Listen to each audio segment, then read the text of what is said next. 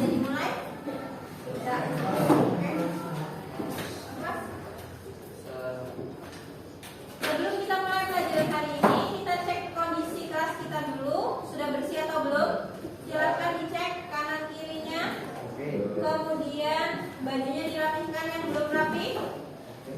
Sudah semua? Sudah? Kalau sudah semua, nanti kita berdoa terlebih dahulu sebelum kita mulai pelajaran hari ini. Silakan Aslamuddin pimpin doa terlebih dahulu.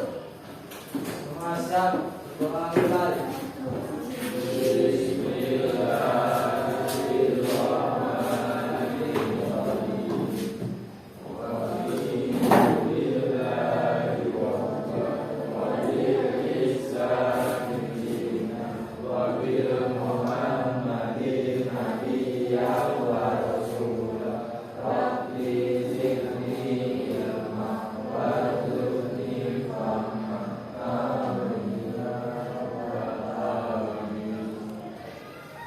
Assalamualaikum warahmatullahi wabarakatuh.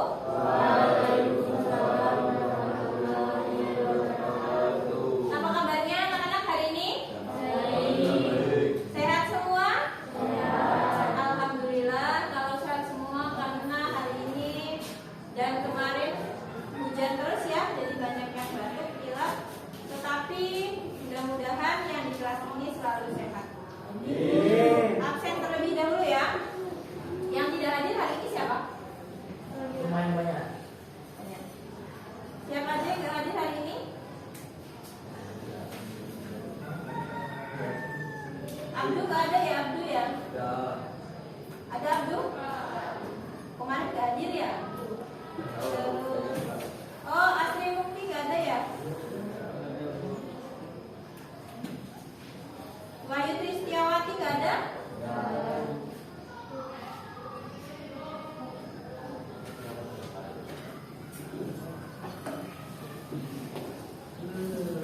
Fajar Maulana gak ada?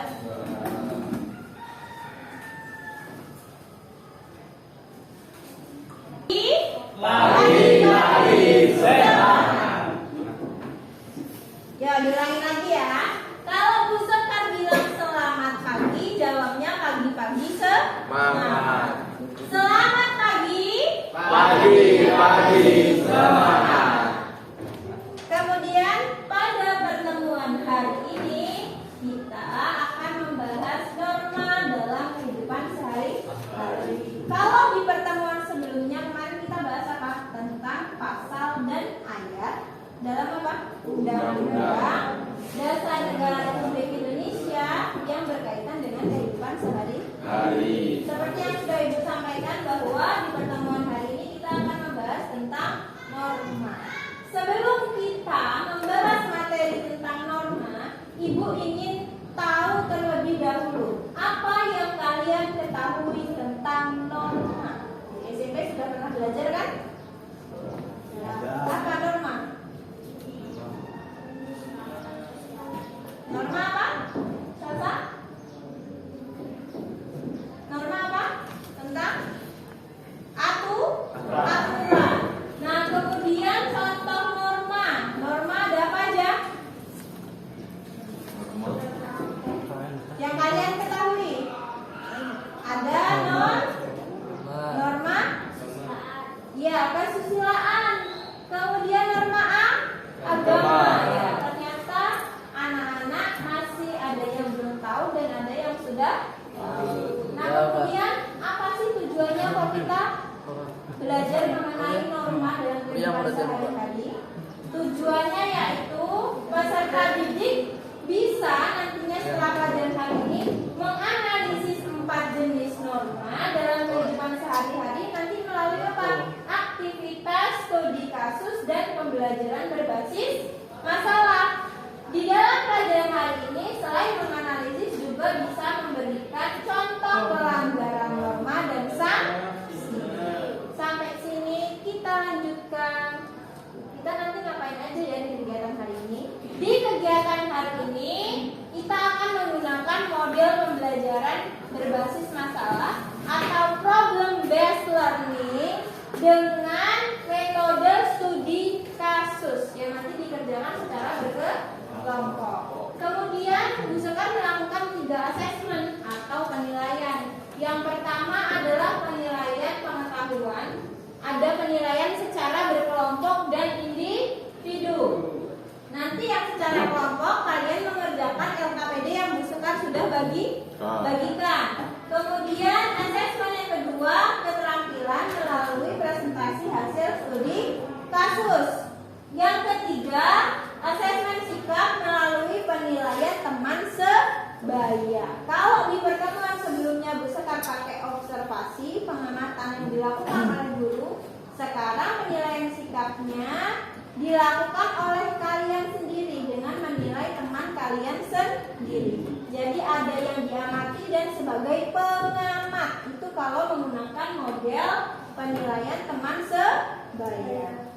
Sampai sini paham? Paham? Kita lanjutkan.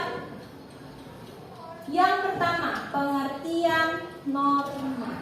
Sebelum kita bahas tentang pengertian norma, kenapa tadi Bu Sekar di awal tanya dulu apa yang kalian ketahui tentang norma, contohnya apa? Ternyata penting bagi kita untuk mempelajari materi norma karena terkait dengan kehidupan kita sehari-hari. Tadi katanya norma itu tata tertib, berarti adalah sebuah aturan yang mengatur kehidupan kita, tata perilaku kita di kegiatan sehari-hari. Nah, menurut KBBI atau menurut Kamus Besar Bahasa Indonesia, norma itu ada 2 makna. Yang pertama, aturan atau ketentuan yang mengikat keluarga kelompok dalam masyarakat. Yang dipakai sebagai apa? Panduan, tatanan, dan pengendali tingkah laku. Yang kedua, adanya aturan ukuran, kaidah yang dipakai sebagai tolak ukur dalam menilai atau memperbandingkan sesuatu. Jadi norma itu sebagai tolak ukur baik atau tidaknya perilaku kita. Itu sebagai aturan atau sebagai kaidah. Nah, kemudian yang selanjutnya yaitu ada 4 jenis norma. Yang pertama adalah norma susila, seperti yang disebutkan teman kalian tadi. Yang pertama norma susila. Norma susila ini adalah norma yang bersumber dari hati nurani manusia. Misalnya mengatur tentang pergaulan, tata pergaulan antara wanita dan pria atau perempuan dan laki-laki. Kemudian norma sosial atau norma kesopanan. Kalau di lingkungan kita mungkin namanya norma adat atau aturan adat. Biasanya menata tentang pergaulan seperti bagaimana berbicara yang baik, bertindak yang sopan. Kemudian yang ketiga ada norma agama. Sumbernya adalah dari ajaran agama masing-masing. Kalau kita mayoritas di sini Islam, di kelas ini Islam, maka sumbernya adalah Al-Quran sebagai ajaran agama Islam. Kalau non Muslim berarti sesuai dengan kitab suci yang ada di agama masing-masing. Yang terakhir adalah norma hukum, norma yang sangat mengikat atau biasanya dibuat oleh pemerintah. Dan biasanya yang buat siapa? Di pemerintahan itu yang buat biasanya ada DPR. Kalau di pusat namanya DPR, kalau di daerah namanya DPR. Bisa juga presidennya atau misalnya peraturan menteri. Nah, kemudian kalau norma hukum punya tingkatan di berbagai daerah yang namanya nanti berbeda-beda. Nah, kenapa sih kok norma itu harus dibahas? Karena norma itu di dalam norma ada yang bersumber dari hati nurani manusia, dari ajaran dalam masyarakat, kemudian bersumber dari ajaran agama, dan kemudian bisa berubah-ubah setiap saat atau namanya fleksibel. Kenapa? Karena menyesuaikan dengan zaman atau tuntutan zaman. Walaupun terkadang norma itu juga rigid atau kaku.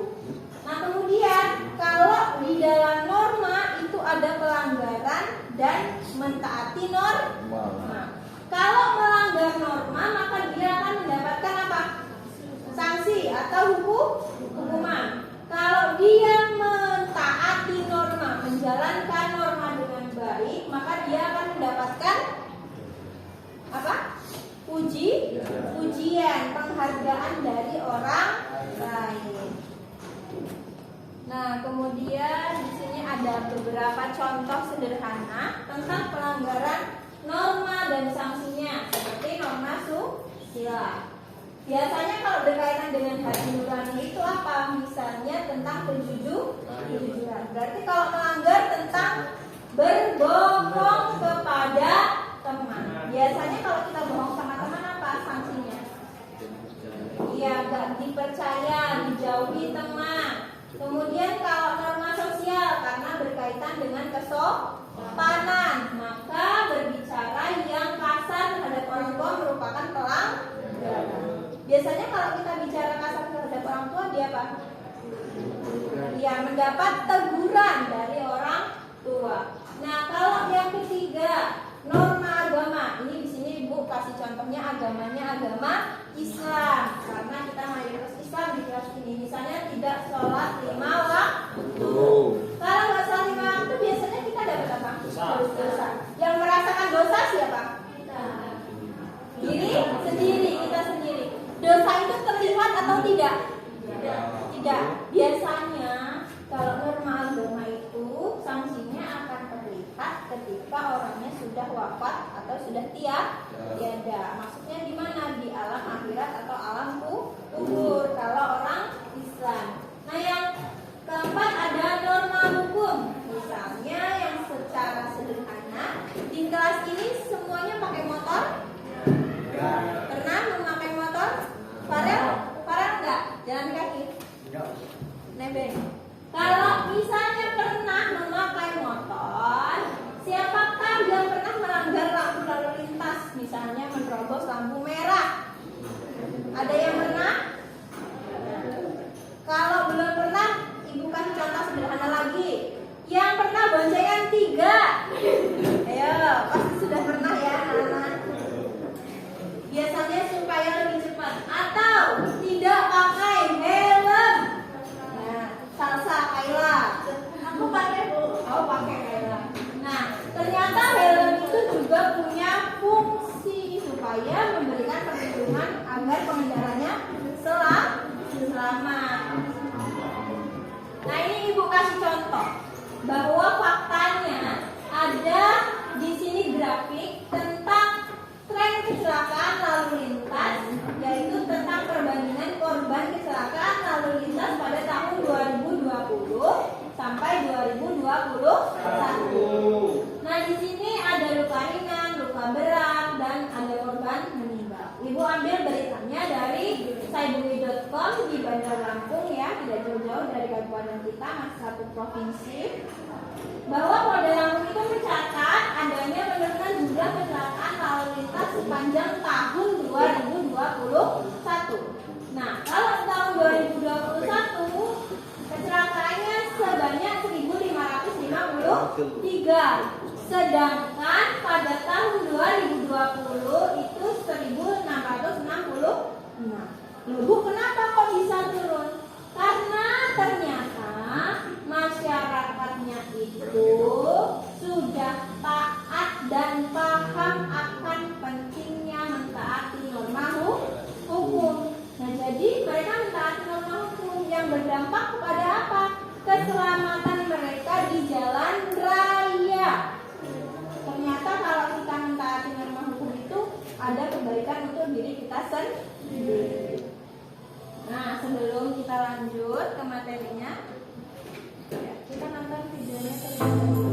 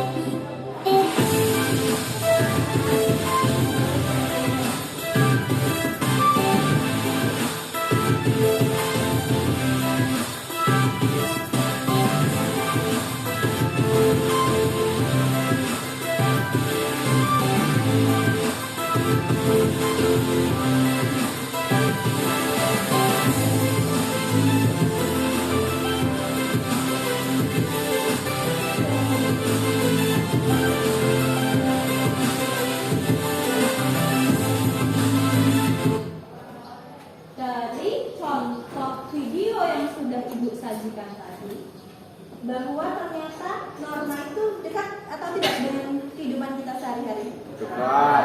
Sangat dekat. Bahkan contohnya tadi ada yang ketawa-ketawa, oh ternyata tuh saya pernah melakukan. Contohnya yang pertama, misalnya yang harusnya parkir di tempat parkiran malah sembarangan. Kalau parkir yang benar berarti berada di tempat parkir.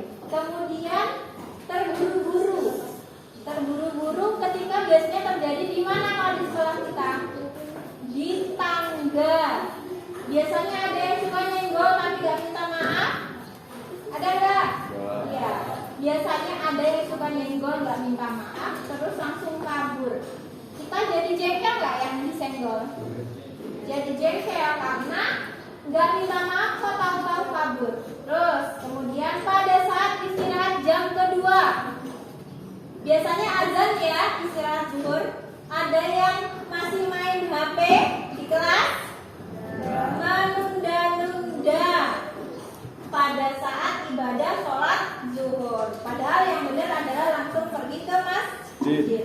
Buang sampah sembarangan, nggak ditaruh di tempat sampah, malah dilempar. Padahal yang sebenarnya yang untuk mentaati norma adalah membuang sampah pada tempatnya. Nah kemudian kegiatan selanjutnya yaitu adalah melakukan studi kasus. Nah nanti Ibu bagi ya LKPD-nya. Melakukan studi kasus dari 2 pertanyaan yang ada di LKPD nanti.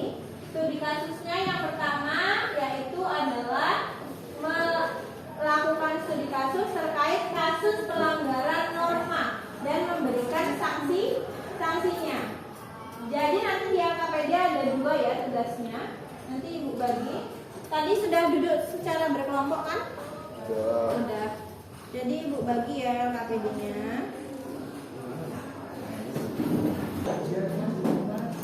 Jadi nanti pas aku ya Ibu bagi LKPD-nya tadi punya ya.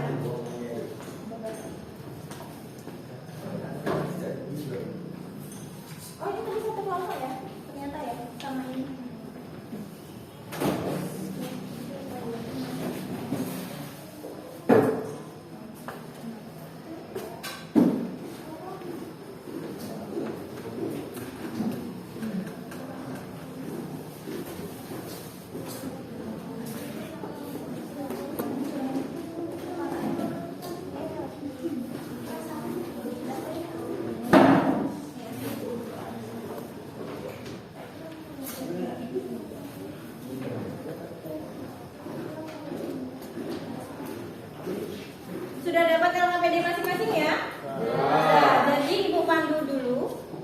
LKPD itu ada 2 soal. Yang pertama kalian mengerjakan soal terlebih dahulu. Yang pertama soalnya mengenai pengertian norma menurut KBBI. Nah, berarti cari pengertian norma menurut KBBI, yaitu menurut Kamus Besar Bahasa Indonesia.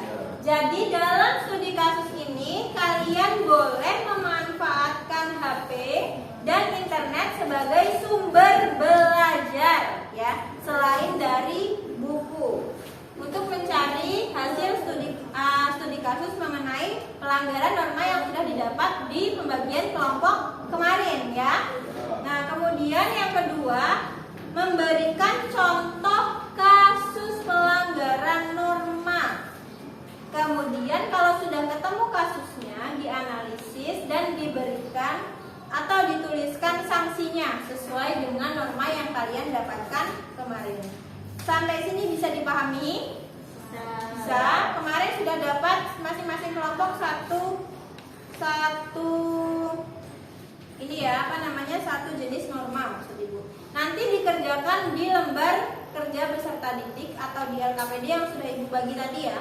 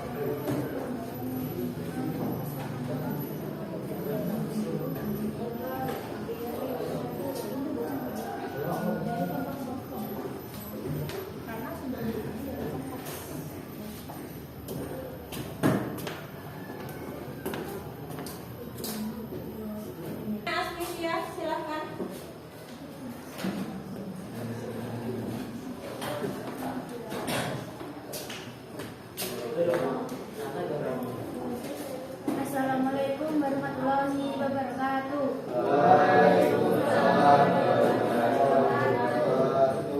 Saya Asmiya Raniska dari kelompok 2 ingin mempresentasikan hasil studi kasus tentang norma kesopanan. Jenis norma, norma kesopanan atau sosial. Menurut KBBI, norma memiliki 2 makna. Pertama, ia sebagai aturan atau ketentuan yang mengikat warga kelompok dalam masyarakat. Ia dipakai sebagai paduan, tataan, dan pengendali tingkah laku yang sesuai dan berterima lainnya. Dalam pengertian ini, norma adalah sesuatu yang berlaku dan setiap warga harus menaatinya. Kedua, ia sebagai aturan, ukuran atau kaidah yang dipakai sebagai tolak ukur untuk menilai atau memperbandingkan sesuatu. Contoh kasus pelanggaran norma: dianggap melecehkan air suci Bali, 2 turis asing berhukum adat. Dari kompas.com beredar video tidak sembako yang dilakukan oleh 2 turis asing di Bali. Dalam video tersebut, pasangan turis tersebut yakni laki-laki terlihat membawa air suci dari pelinggi yang ada di kawasan Montai Forest Ubud, Bali ke bagian bokong perempuan. Video tersebut viral dan dianggap sebagai pelecehan terhadap tempat suci yang ada di Bali. Terkait dengan video tersebut, kedua turis sudah membuat video permintaan maaf. Kedua turis juga sudah hadir dalam upaya mediasi yang dilakukan antara wisatawan, pihak kepolisian, pihak imigrasi, honorari konsul Republik Czech beserta pihak dari desa adat. Kepada Kompas.com Senin 12 Agustus 2019, Arya Wedakarna, Senator DPD RI utusan Provinsi Bali yang ikut dalam proses mediasi, mengatakan kedua turis tersebut dikenakan sanksi adat. Menurut Arya, sanksi adat yang diberikan adalah mereka harus ikut terlibat dalam upacara pura dan pembersihan pura serta meminta maaf secara adat. Nantinya mereka harus hadir pada 15 Agustus 2019, tepat hari purnama di upacara yang diadakan di desa. Mereka harus berpartisipasi dan membantu sebagian biaya upacara yang diadakan di Pura Miji, kawasan Montai Forest Ubud. Mereka harus ikut tata cara karena mereka yang harus meminta maaf kepada para dewa. Jadi 3 orang, 2 wisatawan dan 1 perekam harus hadir ikut kebudayaan. Cara-cara sesuai tradisinya, ujarnya. Sekian, terima kasih. Ada yang mau ditanyakan? Saya dari kelompok 3 ingin bertanya, apa yang dilakukan pemerintah terhadap kedua turis tersebut? Pemerintah melalui Kedutaan Besar di Republik Czech melakukan komunikasi supaya turis tersebut tidak mengulangi perbuatannya karena hubungan baik kedua negara tersebut harus tetap terjaga. Sekian dari saya akhiri. Assalamualaikum warahmatullahi wabarakatuh.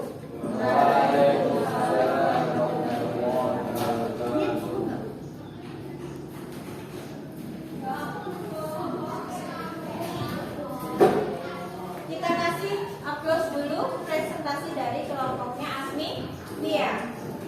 Kita kasih bahwa tadi kelompoknya Asmi Lia dapat tentang norma kesopanan. Norma kesopanan tadi contohnya adalah ada turis asing yang berwisata ke Bali, tetapi tidak paham bahwa ada tempat pemandian atau tempat air suci yang harus dijaga kesuciannya dan melakukan perbuatan tidak sopan. Kalau tadi dari kelompoknya Asmilia sudah bagus ya. Jadi kalau norma kesopanan itu biasanya terkait dengan norma atau hukum adat. Makanya di situ tadi sanksinya secara adat. Nah, kemudian ada dari kelompok lain yang bertanya, selain dari sanksi adat, ada nggak sanksi dari pemerintah? Nah, ternyata pemerintah melakukan hubungan diplomatik atau bilateral dengan Republik Czech bahwa ada pelanggaran dari turis yang berasal dari negaranya tersebut, sehingga perlu dilakukan hubungan secara diskusi supaya hubungannya terjalin dengan baik kembali. Nah, kemudian dari pelajaran hari ini sampai diskusi, sampai presentasi studi kasus, apa yang bisa disimpulkan dari pelajaran hari ini? Silakan Hendika, simpulkan pelajaran yang didapat hari ini.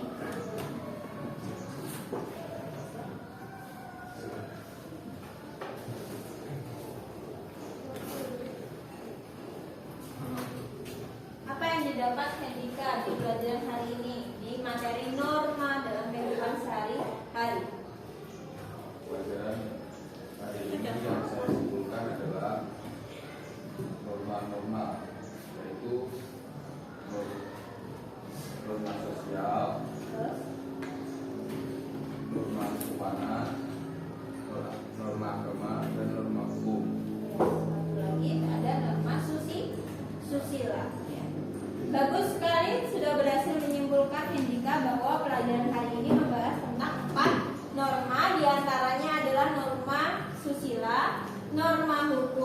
norma kesopanan dan norma agama.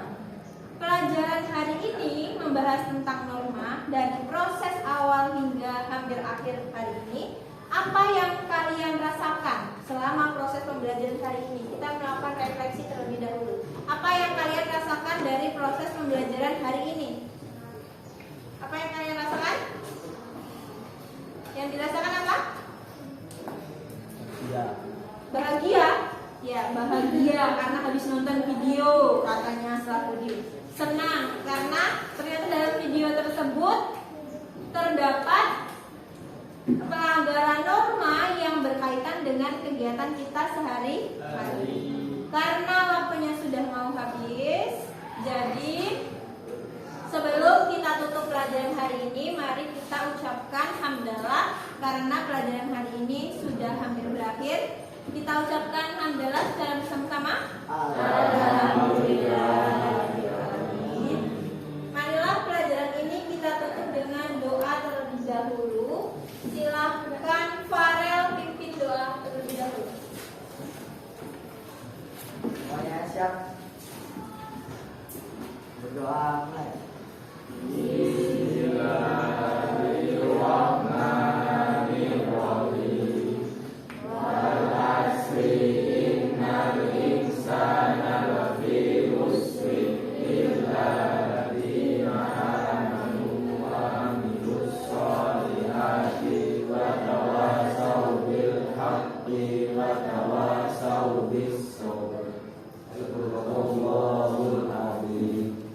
Saya akhiri. Wassalamualaikum warahmatullahi wabarakatuh.